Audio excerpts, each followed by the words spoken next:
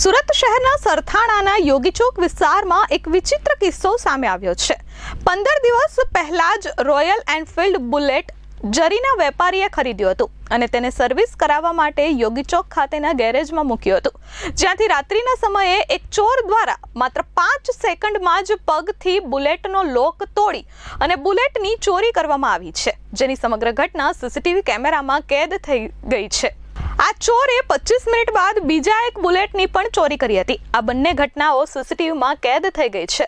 આ બુલેટ ચોરો ખુલ્લેઆમ પોલીસને પડકાર ફેંકી રહ્યા છે। હાલ તો જરીના વેપારીએ સરથાણા પોલીસ મથકમાં ફરિયાદ નોંધાવી છે।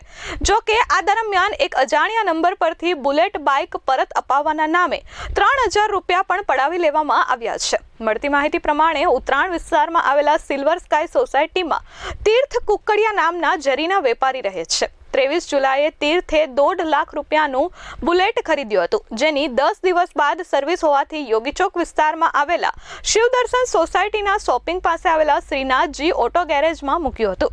ગત 7 ઓગસ્ટના રોજ વહેલી સવારે 3:15 કલાકની આસપાસ ચોર દ્વારા બુલેટની ચોરી કરવામાં આવી હતી। તીર્થના બુલેટની ચોરી થયા હોવાની જાણ થતાં સીસીટીવી જોયા બાદ સરથાણા પોલીસ મથકમાં ફરિયાદ નોંધાવવામાં આવી હતી। જો કે આ બુલેટ ચોરી થયાના બીજા જ દિવસે એક અજાણ્યા નંબર પરથી તીર્થને જાણ કરવામાં આવી હતી કે તમારું બુલેટ ક્યાં છે તે મને ખબર છે, જો તમારે તમારું બુલેટ બાઇક જોઈતું હોય તો મને રૂપિયા આપવા પડશે, જેથી તીર્થે તેમને રૂપિયા 2500 આપ્યા હતા અને ત્યારબાદ 500 પણ ઓનલાઈન ટ્રાન્સફર કર્યા હતા। એટલે ટોટલ 3000 રૂપિયા આપ્યા બાદ તે ઈસમે કોઈ જવાબ આપ્યો ન હતો।